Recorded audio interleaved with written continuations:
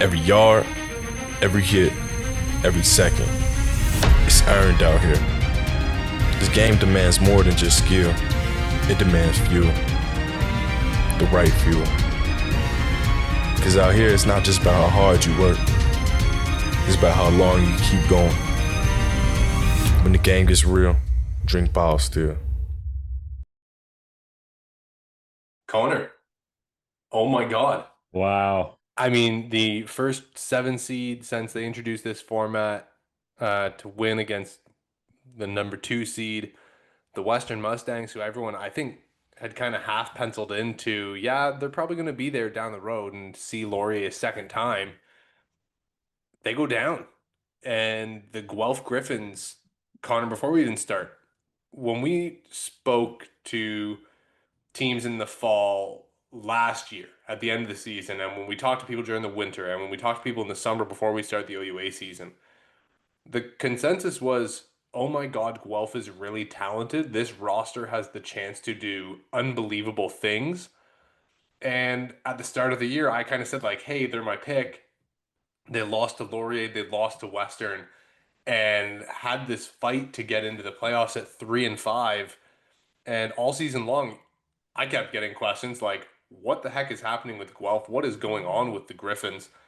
And I kept saying, I don't know, but the talent is there. The talent is evident when you watch the tape. And sure enough, they come out here against Western and committed to running the football, aggressive on defense. They trusted a lot of guys to just drop in and play man coverage so they could sell out for Ethan Dolby. And yeah, he had over 100 yards and averaged five and change per carry, but Connery didn't cap one over 20, which is very unusual for this Western attack. Evan Hillock played pedestrian, right? Like, just 60%-ish completions, no turnovers, 200 yards, pretty much even. Um, I felt like Guelph came in with an identity that they'd been lacking for the rest of the season. And this is the Guelph Griffins team that we thought we were going to get early on in August and September. Yeah, I mean, hats off right away to the Guelph Griffins. Hard fought battle, great football game. But I think hard fought for me is really the story in this one. And it was a defensive battle, for most of this ball game through three quarters. Guelph was only able to put up 3 points, and then it was the surge late in the fourth quarter that put them over the edge. But, with Guelph on the other side of that, again, like you're talking about, they played very well defensively against two of the best in the country at their respective positions in Evan Hillock and Ethan Dolby. So I thought defense on both sides in this one was really the story. But Wade, we are burying the lead in this one, aren't we? It's an 18-17 final. We got to talk about the 0 seconds on the clock play, the final field goal. It looks like Guelph is set up in a great position to knock one through for three and move on here, but they miss. But wait, it's not over yet because this is Canadian rules. This is Canadian football. This is Canadian university football. Western tries to get it out of the end zone. They don't. And bam, Guelph gets the Rouge, walk off Rouge, 18-17 final in this one. And, obviously in this one, Wade, we're not on the sidelines. So I don't know if this conversation was had or not. But in this situation, it's Canadian rules. It's Canadian university football. How is an alert or a punt play not on for this one with zeros, essentially zeros going to be on the clock? That zeros are going to be on the clock in this one. I just felt that an alert was necessary here. And again, I'm not on the sidelines. I'm not there, so I don't know if that was on or not. But you got to kick that ball out and try to give your team something here, right? Try to get to overtime some way, somehow. I think the biggest thing in all of this, and yes, a true freshman kicker from Guelph who has been the best punter in the OUA all season long, missed a what would be chip shot field goal. Michael Horvat, who is one of the best place kickers in all of the OUA, missed a field goal last week.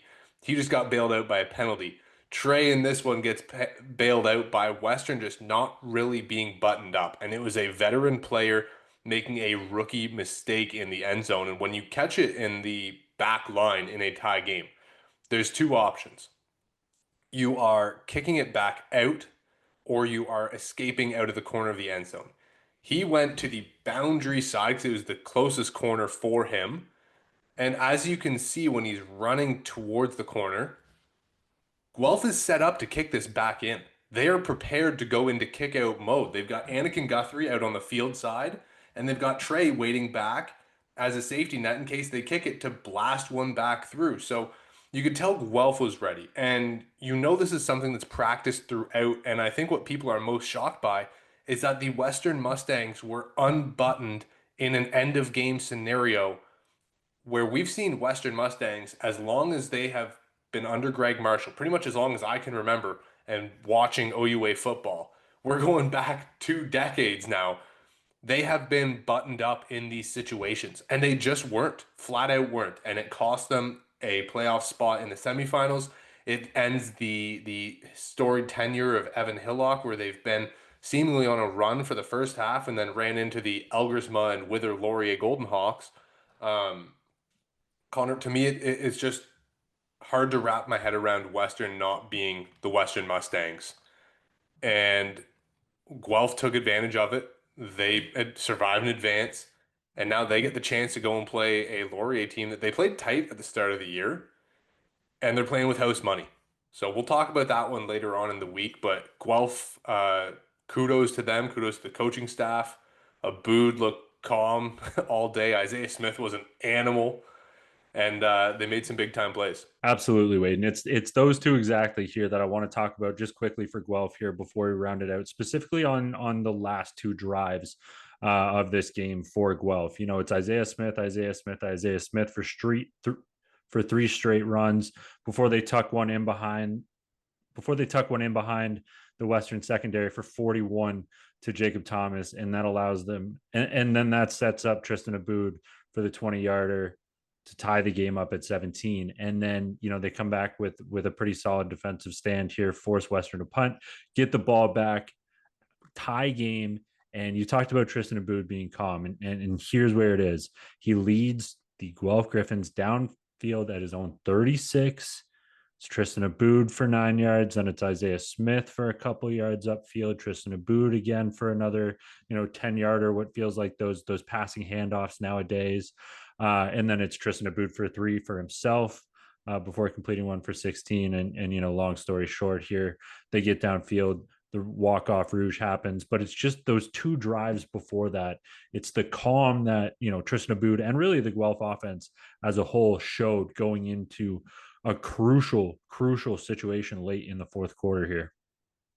Yeah, absolutely. And, Guelph now, like I said, gets the chance to go play Laurier. So we'll move on and talk about the Windsor Lancers sneaking away with one. We talk about Western kind of faltering towards the end and being unbuttoned. The Windsor Lancers could have had as big of a meltdown because they were up 24-10 at the half.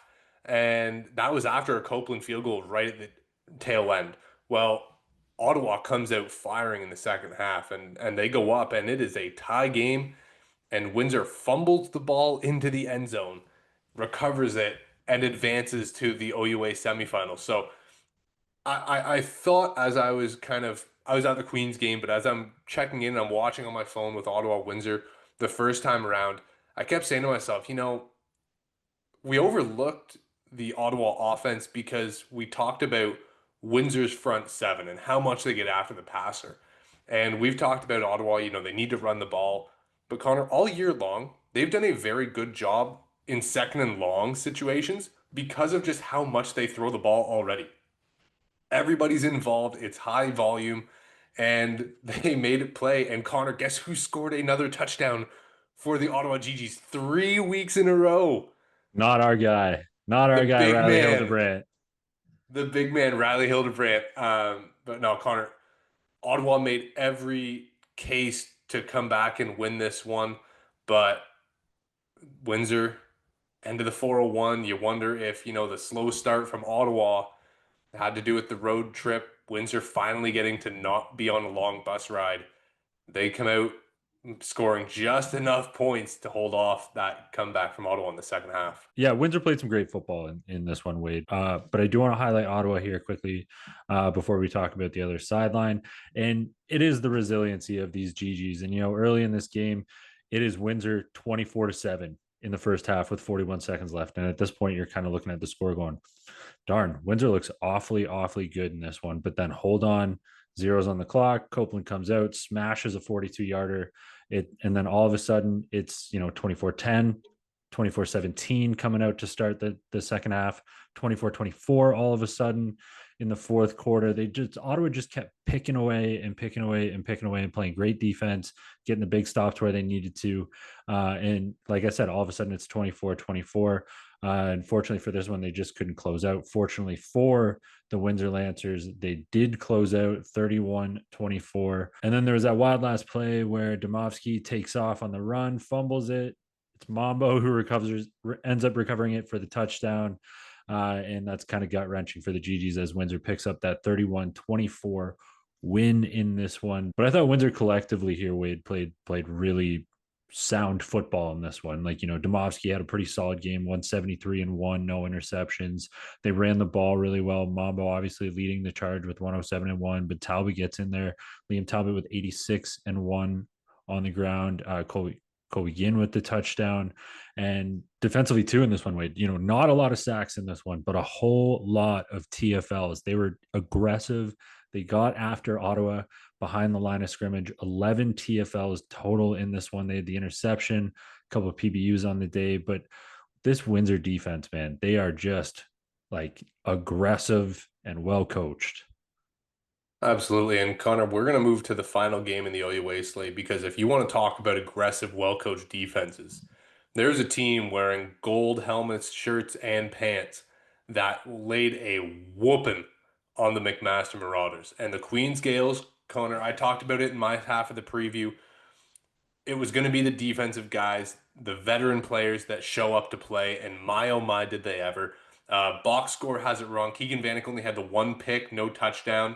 Miller Melanson had the pick six to get things rolling. Justin Pace, a forced fumble, a fumble recovery on two different plays, a pick of his own, a sack, 6.5 tackles. Ollie Jackson contributing with 2 sacks. Connor, Jerry Hiscox with the one-handed pick six late in the game. I mean, this game was all about the Queens defensive backs and front seven just being bullies. And early on in the game, you could tell Baresi was not comfortable throwing. I mean, he was just, it almost felt like the McMaster offense was where's Jackson Taylor and let's get him the ball. And it works sometimes. Jackson Taylor's a really talented player who's going to get open, but you can't expect to win a playoff football game saying, where's Jackson Taylor, right? We need to have a team effort, and Baresi with the 4 interceptions, very rough outing for him.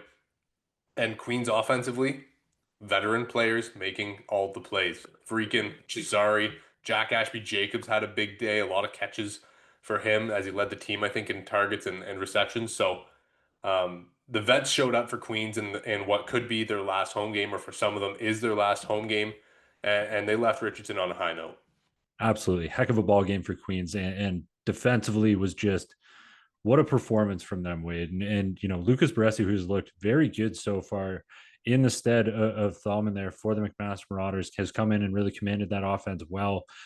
He ran into a very difficult challenge in this one, has the 4 interceptions on the day. And I think a lot of those interceptions were caused by the fact that Queens was able to dominate up front through the trenches in this one. And the 5 sacks on the day really dictates that. And talk about trench play.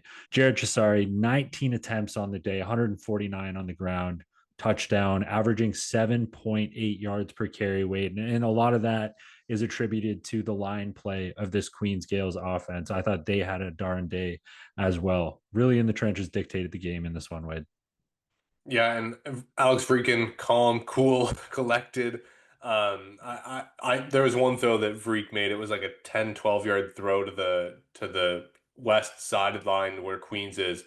And I was kind of standing there and I'm watching him roll out to the left. And it was kind of a flood concept, but it had a die go and it had a flat. And I think there was a clear out from the slot.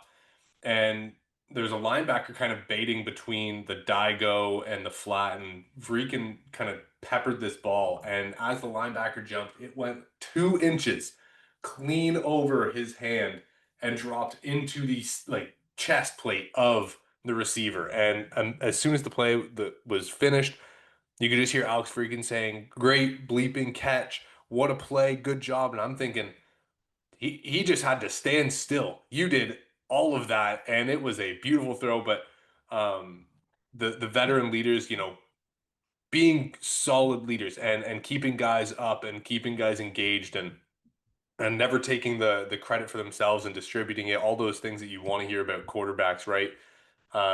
That's what it felt like from Alex Freakin. And gosh, they love playing football at Richardson Stadium. Unfortunately, that's it for this year, but those Gales, they love it when they get the home crowd going. The Queens Gales done at Richardson as they got to travel down the 401 and go play those tough Windsor Lancers in Southern Ontario, and Laurier hosting the Guelph Griffins, who shocked the province this past weekend. Going to be a great weekend of football, but we will save that for the preview coming up this weekend. Absolutely. If you guys missed any of the games, go back and check them out at OUA.tv.